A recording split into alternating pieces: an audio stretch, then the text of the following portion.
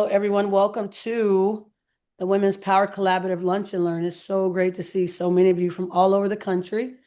And if you don't mind just dropping your name and where you're joining us from this wonderful Thursday. I see a little 513, Mary. I see you. Cincinnati is here. Um, Everyone else, please. I see Texas and we have Seattle, we have Cali, we have Maryland. We have Florida, Colorado, Wyoming. I mean, wow. Literally people from all over. A couple, okay. Another person from Texas. Awesome. They told me a long time ago, don't mess with Texas. I don't know if that's true or not. I won't test it. All right. Well, welcome. As we are just waiting for folks to gather in, thank you all for joining us today. And Dr. Hobson, let me go ahead. I don't think I made you a co-host, so let me do that right now so you can share your slides. We do that right now. Okay, great. All right, we'll go ahead and get started as folks are continuing to pile in. Michelle, my colleague, will help me admit folks into the room here. Super excited to have such an amazing scholar, writer, educator in Dr. Hobson. So there was a lot of, as I represent women, one of our favorite words are kerfuffle, but there was a lot of kerfuffle this year and still about the nation's founding 250 years. And within those conversations, within those articles and features, there was not a lot about women and women's contribution to the founding 250. We have been here, always have been here, but not a lot being made about our contributions. And so we know um, with intersectionality, there are many different ways that women, Black women, all women, women of color, gender nonconforming people have played a role in the founding 250. So us that represent women wanted to,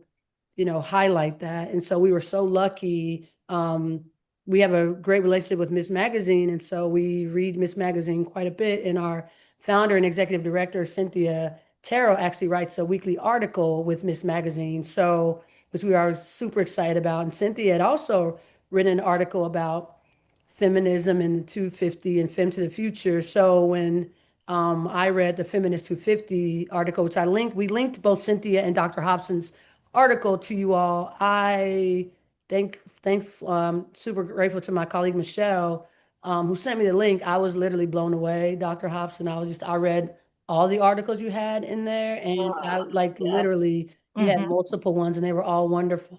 And when Thank I you. emailed you on the humble, when you emailed me back, I was just like, I had the best day ever. I was like, I can't believe she emailed me back because Thank you. it's just so profound and Mm. so many.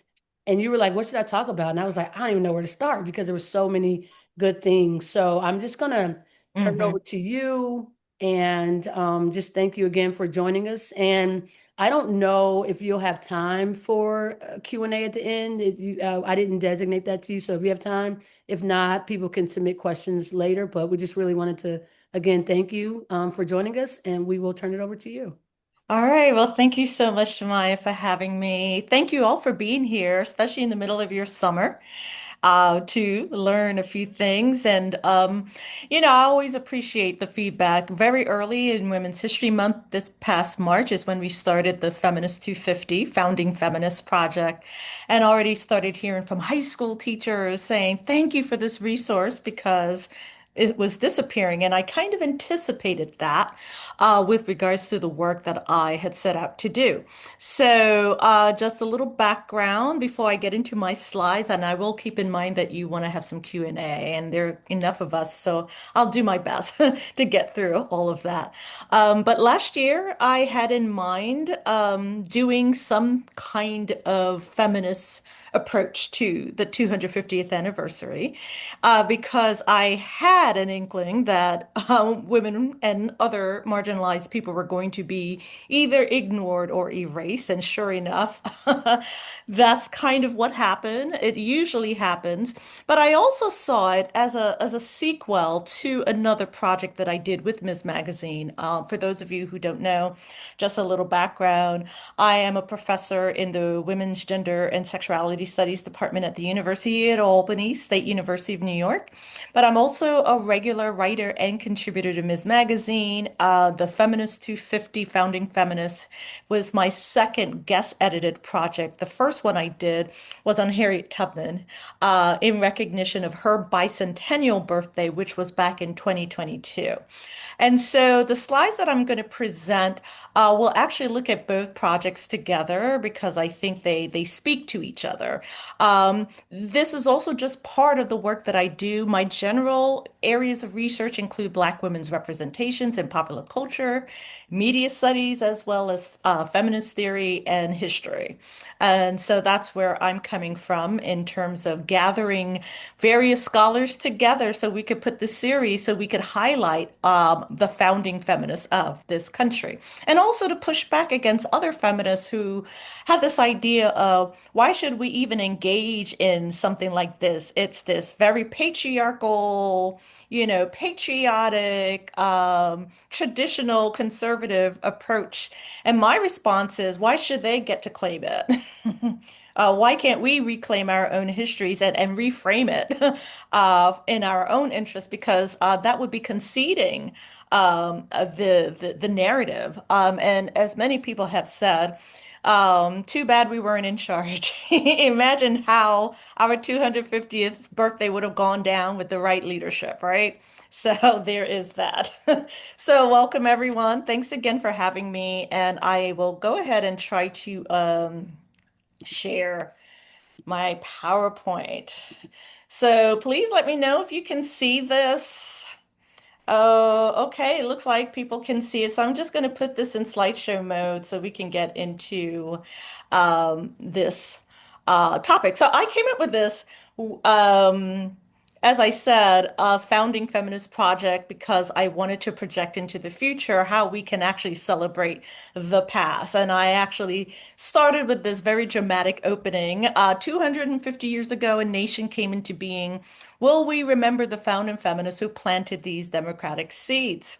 So this is actually, if you actually use the QR code, hold up your camera, it'll take you to this URL, msmagazine.com/feminist250, and you will actually find that there's actually three parts to the project. There's the past, which is the founding feminist project that I edited, and then there are those continuing pieces, such as the present, called feminist lessons, and then the future. What can we be planning for into the future in terms of the feminist future?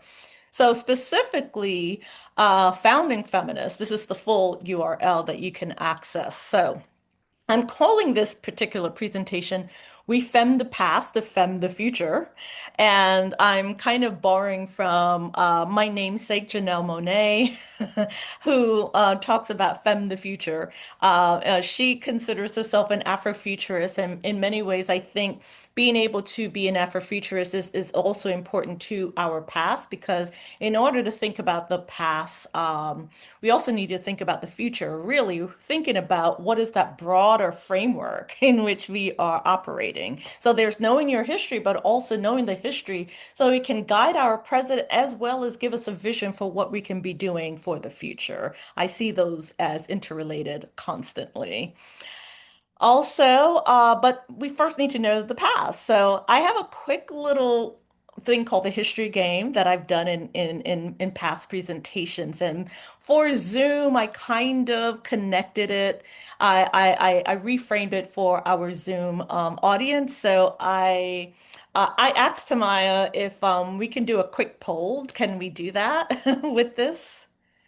Because what I want to do is I want to get a sense of who knows what in terms of our history. So, all right, let's see. Okay, I'm trying to, okay, so there we go. So we all know Harriet Tubman, right? And then I came up with some other names because I'm very curious about do we know all these different women in our history? So I asked Tamaya if we can do a quick poll. Do you have that? Because I want to just poll and see how many of these people that you know. And I do. Give me 1 second oh, here. okay, yeah. So the poll is basically asking you to think about the names that you see here and identify how many that you know of or don't know of. And so there's like you have a choice of a multiple choice. If you can share that, you can basically indicate, how many that you know, how many that you don't know. Um, Okay, if you all have to click on the, you have to click on the QR code to get the quiz, unfortunately.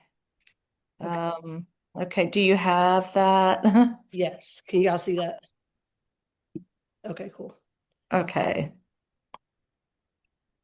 All right, so I'm not seeing it actually. Okay, folks, are a few people. Are you don't see it? Okay, I'm sorry. No, I'm not seeing it. Are Okay, you Um, able I see to, the QR link, but can you pull up the names again? let me stop if share you for just a tab second. over yeah, to the okay, top so of There let we your me go. stop sharing so that maybe everyone else can see and you maybe can I can see it. actually Yeah. see both of your screens. At the top of your Zoom, you can tab to see Dr. Hobson's screen, and then you can tab to see Tamaya's screen. So it is actually kind of nice to be able to flip back and forth between the two because both of you two can screen share at the same time. Mm, okay. Well, I mean, for everyone else, if you can do it. Okay, now I see your screen, Tamaya. All right. So, can you enlarge that for me? You, Okay. Okay, because it's very tiny on my screen. Well, basically, what I wanted is, could you give me the results of what you're seeing? yes. So 11 people said one person said all of them. Oh, awesome. Yay. 11 people between 6 and 10. Hmm. Four, hold on, four between 3 and 5. And let's see, I can't see the last. Oh, shoot. Oh, okay. Can't see the last one there. Give me 1 second. And then let me minimize this. And no one said less than 3. Oh, that's awesome. Okay. Not bad. So the majority of you were able to identify between 6 and 10, and that's great. I've been in other audiences where I've seen that number very small. So I am at least glad to see that. So let me see if I can go back to, all right. I'm gonna try to go back to my okay. All right, just a minute. Let me switch back to my trying to screen share again. Okay, there we go. All right, okay. All right, here we go. Okay, great. So yeah, I like to do that little exercise just to see where we are coming from in terms of what do we know, what don't we know, right? And it's great to know that most of you know who these people are. So, um, I wonder how much of this is because you read my article as well. Because I believe I did talk about some of these people, which is always, a way for you to learn who people are in history. But yeah, just to follow up with the poll, who can tell me something about Mary McLeod Bethune, for example? Anyone want to volunteer? For those who know her, some of you seem to know. Is she one of the people you don't know? Somebody had said they knew all of them. Who said all of them? I'm curious. All right. Did someone raise their hand? I'm looking to see. Don't Are be you? shy. Yeah, someone said they knew all. Oh, let me look at the chat. Um, but yeah, if you know all. Someone did put in the chat, oh, Mary McLeod Bethune was an educator. Exactly, she was an educator. And someone who worked with Eleanor Roosevelt. They were very close in terms of allyship and friendship. And also, we may know that Eleanor Roosevelt, helped to author the Declaration of the of for Human Rights with the United Nations. But she also consulted with Mary McLeod Bethune. I think few people know that it's why when we see the Human Rights Declaration include issues around gender and race, people had a hand in it in terms of moving forward. So these are the kind of histories that I think is so important for us to keep in mind. And so the history game is a way just to kind of engage with the audience. Are we on the same page? Do we know similar things? Do people know more than others? And if we were doing this in person, it would be less of a poll like what we did here and more of a kind of interactive. So I would usually have people stand up whenever they recognize a name, sit down when they don't. And that way we can actually see physically, how much do people know about histories? And so there will be the icons that everybody knows, like Harriet Tubman, and then there'll be somebody like Jemima Wilkinson, and everybody sits down. And so we can talk about why is it that we know some people, why don't we know others? But overall, it's about the ways in which, because women's history is so marginalized, that we will have those gaps in our knowledge. And so much of that has to do with what Gerda Lerner, who is a major feminist historian, once said that it's not that women don't make history, it's that how we make history is not valued. And that usually comes through. So we're not the ones doing all the militarization and all the fighting, because so much of human history is based on war and warfare. So men like to focus on that. It's not about the leadership, the political leadership that we often see. And those tend to be the subjects that people focus on in terms of history. But then there are all of these other ways that women are making history constantly in terms of building up the nation, keeping people alive, all of those kinds of public-private ways and public-private spheres that women have been contributing to history making, even everything from opening up their homes so people can have meetings about how to form a movement is ways that women participate. Or Mary Catherine Goddard, how many people knew who she was in terms of the Declaration of Independence? She's the one who printed out the Declaration of Independence and then put her name on the bottom in typeset so everybody knew she was part of this. So, that's how women, assert themselves into history through these very interesting ways, right? So that is part of it. So the history game is a way of just making it visible about how much we know and how much we don't know about women's history. So I'm going to go ahead and continue into the next slide. So this is actually part of the article that I wrote about America's founding feminists as an introduction to the overall series.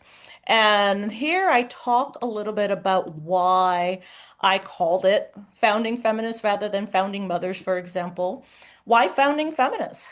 With its focus on women's history, the Founding Feminist series could easily have been titled America's Founding Mothers, except some women are not invested in motherhood, at least not the biological kind. History shows that such women have existed across the different eras. In this series, historian Jen Mannion writes of individuals like Jemima Wilkinson, who, the same year that the nation came into being, changed their gender identity to take on a genderless persona with a new name, the public universal friend. Revolutions don't just spawn new nations, but new ways of embracing individual freedoms. Do such historical figures qualify as feminists instead of mothers? The term founding feminist risks being anachronistic given our return to the women, those born or transitioned as such, living at a time before the word formulated its political meaning. Indeed, in the series, Oneida Wolf Clan member Michelle Shannon Daw argues that the Haudenosaunee, who based their societal structure around matrilineage and subsequently spawned the democracy we now celebrate today, predates feminism since their gender-based egalitarianism is the standard, not the outlaw status that surrounds feminism within patriarchal societies. Yet, how could we not define those Haudenosaunee as founding feminists, given the blueprints they provided to those who found their way on the soil of Turtle Island? Paula Gunn Allen reminds us, and I quote, hardly anyone in America speculates that the constitutional system of government might be as much a product of American Indian ideas and practices as of colonial American and Anglo-European revolutionary fervor. In the same essay, Allen recounts the Great Rebellion of Haudenosaunee women who organized a women's strike or sex strike in 1600 when men started asserting their authority, then gained back their veto powers over wars and conflicts. The first recognized women's protests on the North American continent occurred in the same vicinity of Seneca Falls, New York, which launched the first Women's Rights Convention in 1848. That the great liberator Harriet Tubman would settle her life in freedom less than 30 miles away in Auburn, New York, suggests that such feminist lineage is more than coincidental. These time loops connect us through the past, present, and future, if only we remember. So I included these different histories, Native American women, Black women's histories, women's history in general, as a reminder that we are all interconnected in these ideas about democracy and freedom and social justice. So as radical as the Declaration of Independence, was seen, it was birthed out of this kind of collective. And so this essay, as well as the series, was a way to remind us to remember, to always remember that we all contributed in these ways. All right. These are some pull quotes. So from the same essay from Jen Mannion, from the very beginning, the struggle over liberty has included people who lived at the edges of gender and sexual norms. This is from Manisha Sinha's essay on abolitionism. Abolition, democracy bequeathed a legacy of activism to modern American feminism. It is a legacy inextricably linking race with gender in the political sphere and beyond. And this one is from Vanessa M. Holden's on Black women wanting to be free during this era. Black women made clear daily that remaining in bondage was not their preferred state. So, as I mentioned, that series is, in my mind, a kind of sequel to a previous anniversary, which was the Harriet Tubman Bicentennial Project, also called the Tubman 200 Project.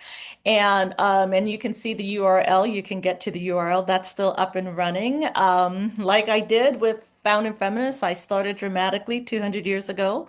A child was born into chattel slavery. She grew up to become a liberator, abolitionist, diviner, healer, nurse, and so many other titles that we can recognize in terms of Harriet Tubman. Okay, thank you. I see some of you are sharing the URL in the chat. Okay, so Harriet Tubman, interesting figure. This is what I said about her in my introduction to continue with that.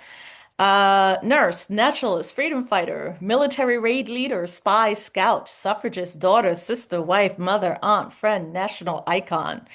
This is the legacy of Harriet Tubman, born Araminta Ross, called Minty in her youth, and heralded as Moses in her extraordinary adult years of emancipatory action.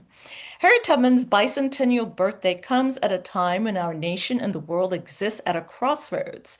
Indeed, Isabel Wilkinson, the award-winning author of Caste and the Warmth of Other Suns, reminded us on social media that 2022 is a quote-unquote turning point. In terms of the equally matched number of years in the United States, 246 to be exact, between the practice of slavery, 1619 to 1865, and the practice of democracy as an independent nation, 1776 to 2022. Facing the uncertainties of climate crises and pandemics, wrestling over racial and political divides, reckoning with the Me Too response to sexual violence, and rethinking inclusive education, we are poised to move in different directions, to teeter backwards into the stranglehold of what the late bell hooks warned as, quote, imperialist, white supremacist, capitalist patriarchy, unquote, or to propel forward towards an anti-racist feminist future built on a firmer foundation of justice for all. And I still think that holds even in 2026. Interestingly, one of the biographies of Harriet Tubman, Milton C. Sernett, he actually describes Tubman as a, quote, litmus test for diversity and inclusion. And I definitely think it's an apt historical symbol for our current age. And just for those who may need some clarification, what he is signaling in terms of Harriet Tubman as a litmus test is the ways in which Harriet Tubman can be celebrated as a recognized national hero in our culture, and at the same time be devalued and dismissed precisely because she is a Black woman, or be reduced to just being about diversity and inclusion when, this is someone who liberated over 750 slaves during the Civil War.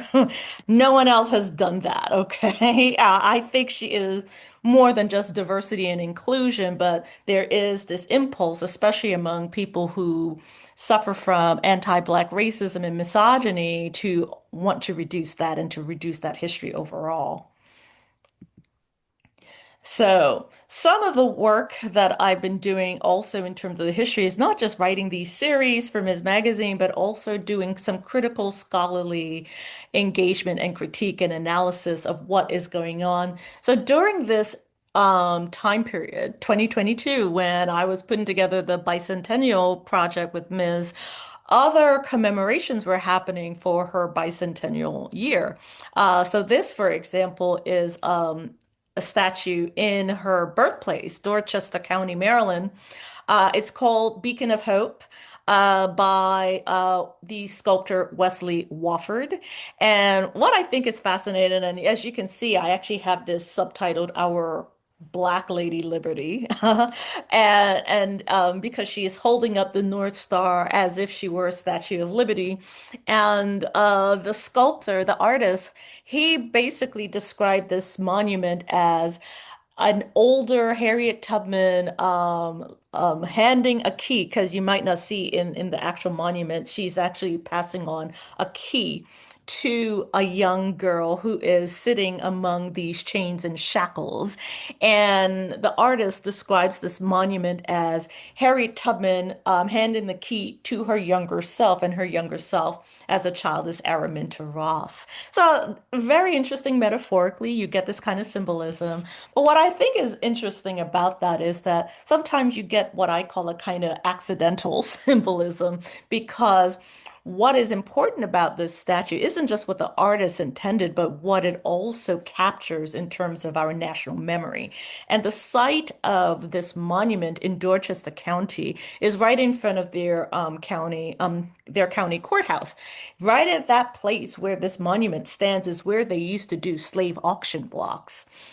This is where they sold slaves into chattel slavery. And so you have this monument actually revising and rewriting history. So it's less about, the evil of an institution like chattel slavery, and more about the possibilities of liberation and freedom that Harriet Tubman symbolism now represents here. And it's also quite literally what Harriet Tubman was able to do, because this is also the site of her very first rescue on the Underground Railroad. This is actually the site where her niece, Keziah Jolie, was actually rescued from the auction block and whisked away from the auction block onto a boat that brought her to Baltimore, where Harriet Tubman was able to gather her and her children and bring them safely to Philadelphia and into freedom. So it's the site of the auction block, but it's also the site of her first rescue. It's the site of liberation. And so there's a way in which this sculpture is doing all of this heavy lift, quite literal heavy lifting. And it's a 13-foot tall statue. If you ever go to Cambridge, Maryland, hopefully you get a chance to actually explore what is called the Harriet Tubman Underground Railroad Byway, because there are all of these different commemorative spots throughout the eastern shore of Maryland that is related to the history of Harriet Tubman and is absolutely worth your time, especially if you have any time this summer. Definitely go check it out. So, what is also interesting is that idea of capturing Harriet Tubman as our very own Black Lady Liberty also kind of permeates throughout different kinds of pop culture.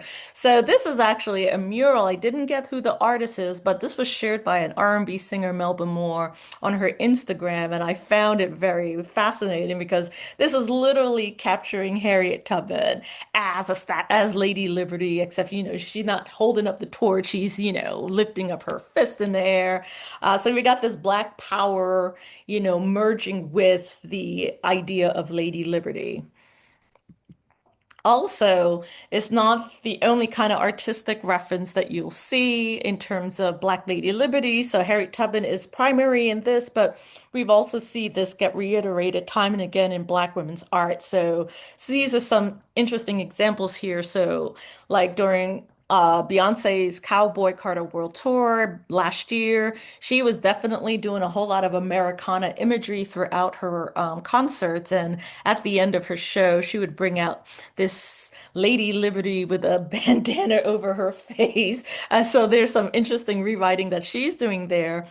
The quilt that you see right below the Harriet Tubman statue is an art from 1997, a story quilt actually, by the late artist Faith Ringgold called "We Came to America." Very subversive as well because you've got this Lady Liberty holding up her torch, and in the background, the fire from the torch of Liberty is setting fire to a slave ship in the background, and so we can only interpret that the enslaved people who were on the slave ship somehow fell into the sea. And so there's a lot of work that you can think of going on between the themes of slavery and freedom and using the Black Lady Liberty to illuminate some very fascinating ways of dealing with that history. And then to the right was this piece by Amy Sherrill. She's an artist most renowned for the portrait that she did of First Lady Michelle Obama. This is a work that she did from 2024 called Transforming Liberty. And this is a trans woman who is holding up what looks like a torch of liberty, but it's actually a decorated piece. And so she's also working with ideas about race, gender, sexuality, and identity. The Smithsonian, under this present administration, had banned using this actual art piece for a retrospective show on Amy Sherrill's art. And so Amy Sherrill just pulled her show out altogether rather than be censored, for her overall show. And so that has actually been on tour. I think it's currently showing at the High Museum in Atlanta, Georgia. But this is just a reminder. These are the ways that you will see women and Black women in particular being able to reshape and reclaim our various symbols in our history and actually rearticulate them with regards to what does liberty, what does freedom mean, what does democracy mean for us. And so I think this is a useful time for us to think about what these symbols mean. So I have this timeline of symbolic events I want to highlight for you. So 2015 is an interesting time. This is actually the year when Harriet Tubman actually won what was called the Women Under 20 National Contest. A grassroots organization called Women Under 20 were trying to get women literally on our money. And so they opened up the competition to the overall public and asks people to participate by voting for which historical woman would be appropriate to have on our money.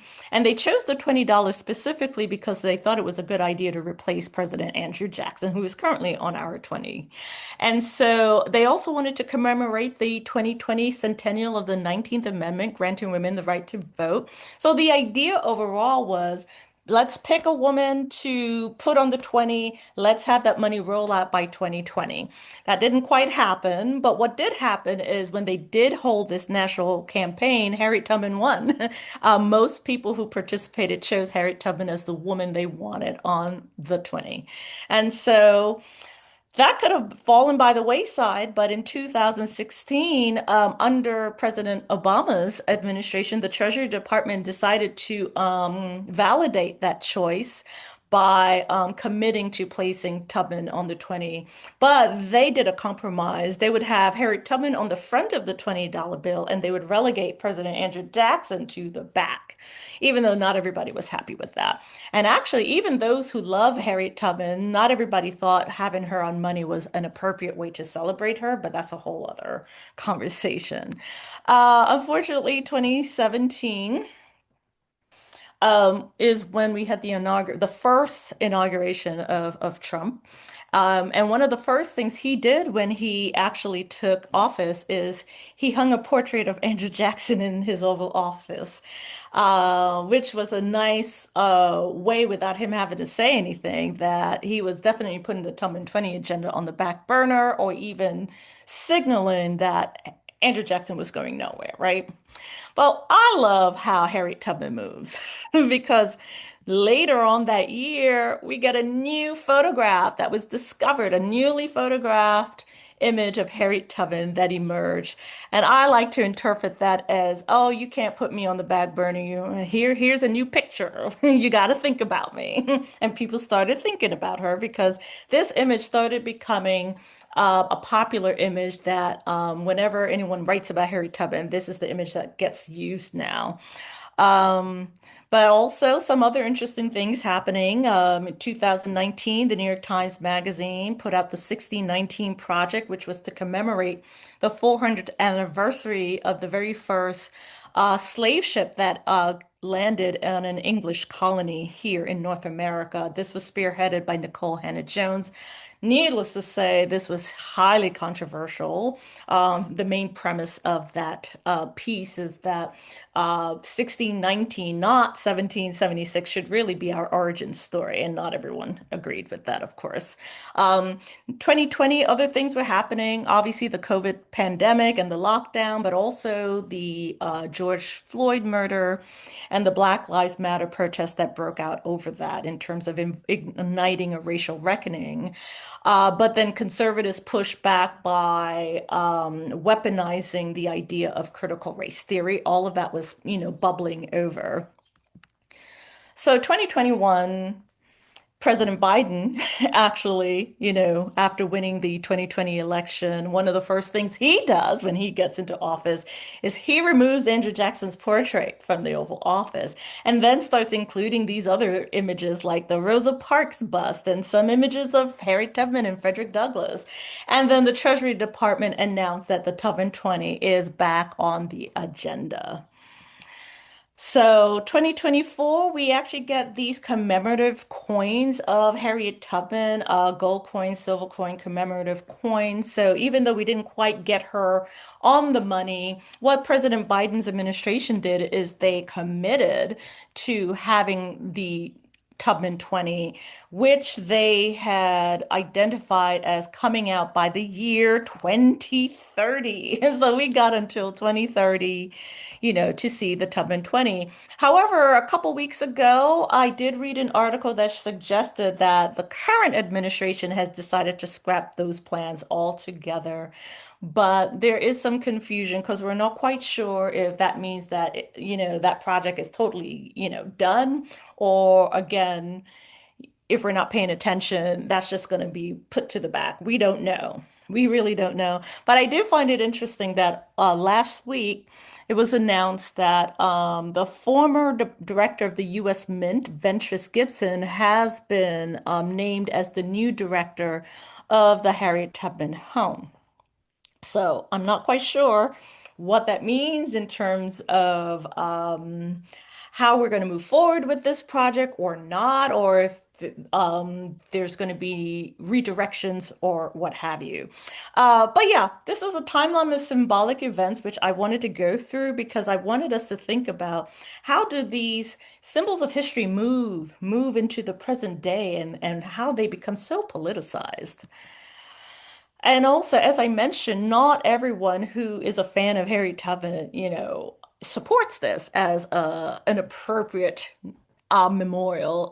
These are some op-eds that came out in 2021 where certain Black feminists were like, putting Harry Tubman on the 20 bill is not a sign of progress, it's a sign of disrespect. Do not put Harry Tubman on the $20 bill.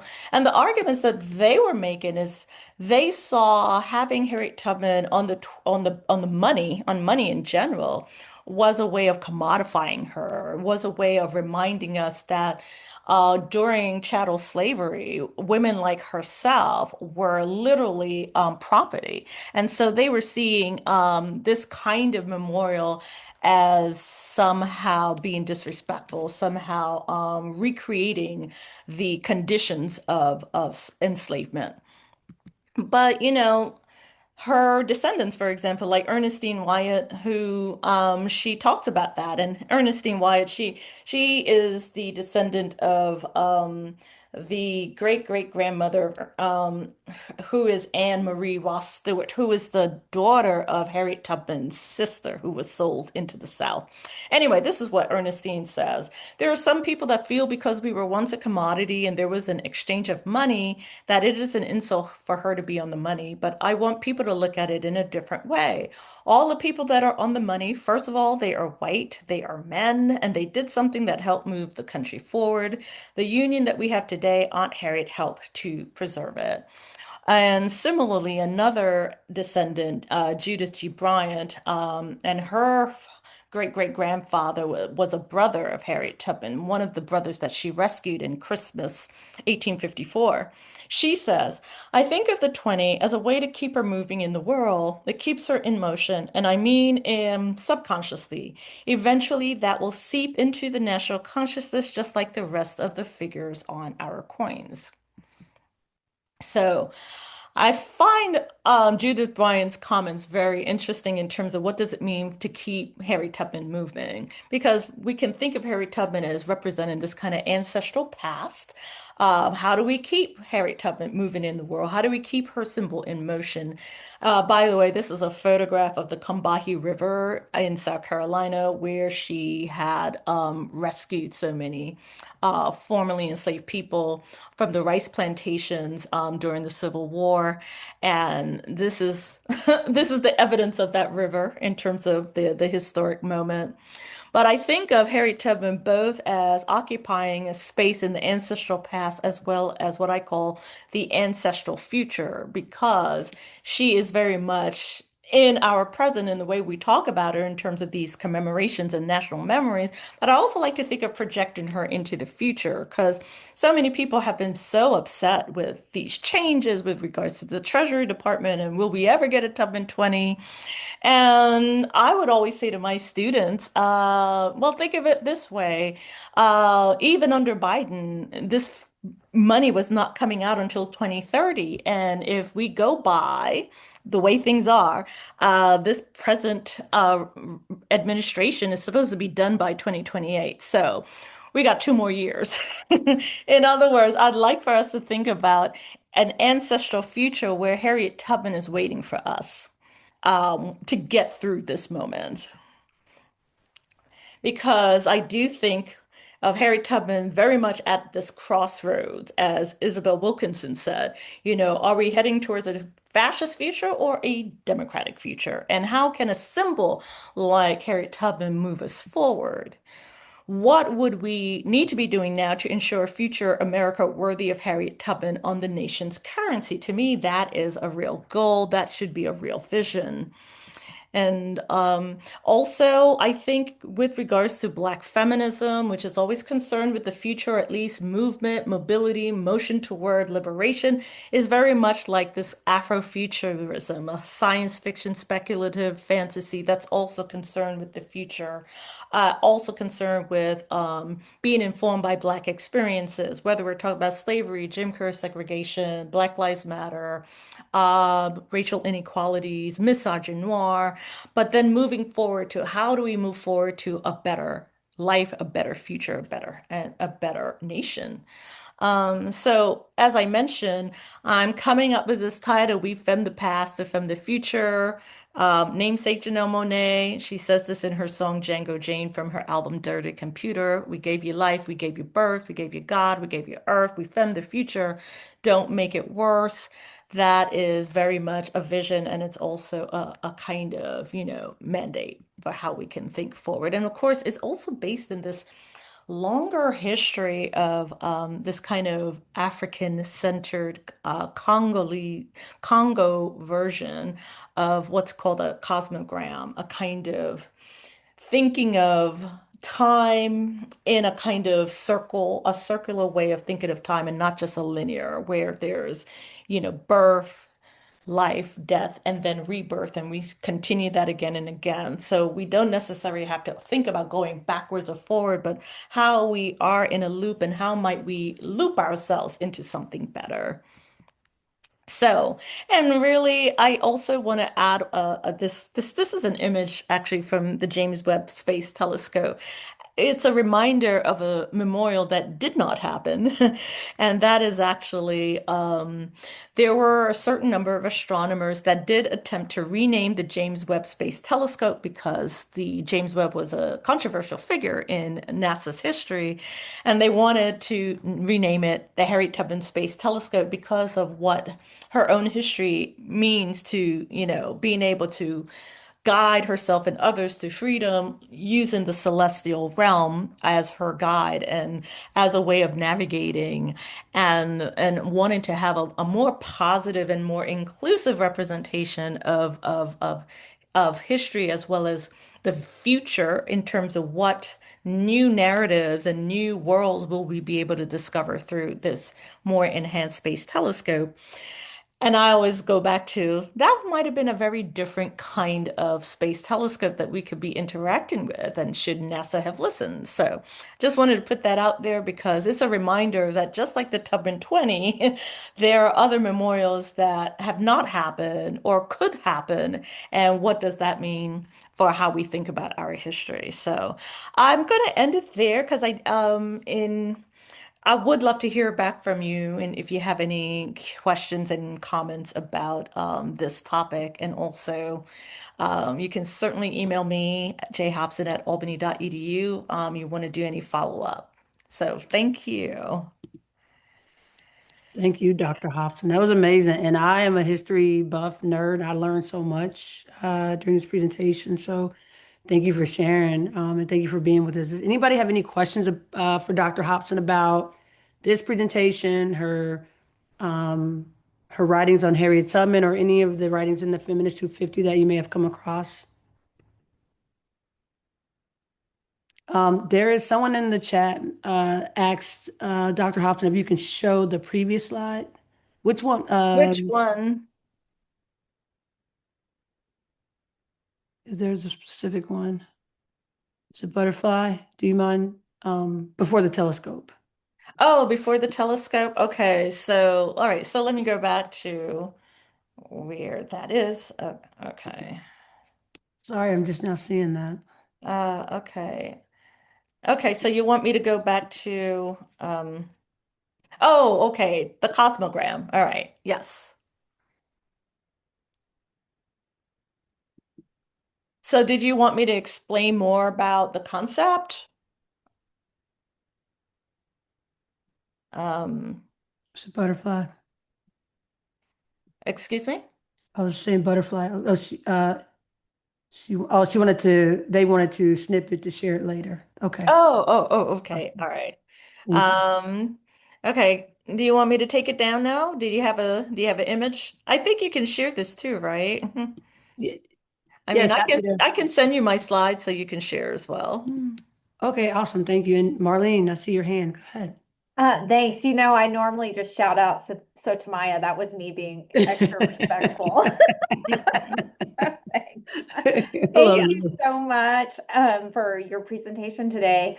My question is about the number of people that Harriet Tubman, brought to freedom.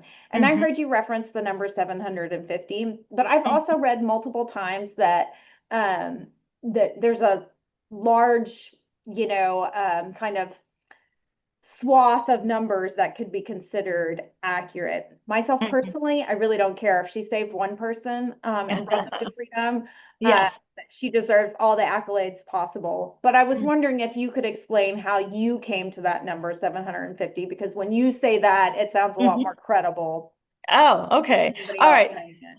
Yeah, so I should clarify because I think where the numbers get, fuzzy has a lot to do with which rescue missions we're talking about. Mhm. So so there would be people who say she rescued 300 people, on the Underground Railroad. That's not quite true. She actually rescued close to 70 people during the Underground Railroad.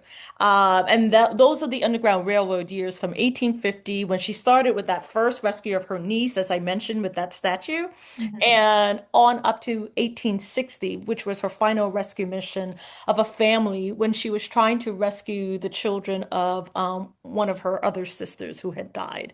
And so, with all of those kinds of rescue missions, the total comes up to around 70 people.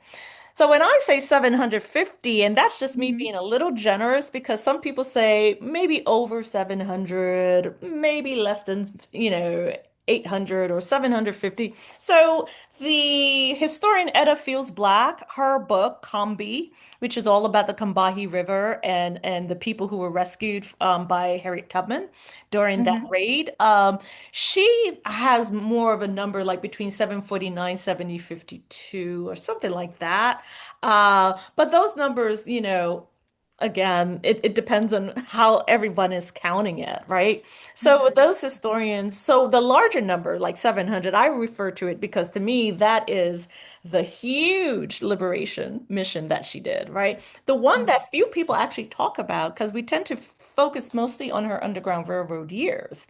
Uh-huh. But when the war starts, the Civil War starts, there are leaders who know about the work she did as an Underground Railroad conductor who thought she would have been very helpful and instrumental to the war effort for the Union Army. So she was asked, to bring her skills, to the Civil War. And during the Civil War, she was a spy. She was a Mhm. scout. She also cooked and did domestic work. She was doing all of that stuff while and also communicating with different enslaved communities in the areas where she was positioned. So she worked in South Carolina and Georgia and Florida. And so the Combahee River raid is significant because that's the raid that liberated the most enslaved people. And that happened in June 1st, June 2nd, 1863. And so this is the year of the Emancipation Proclamation as well.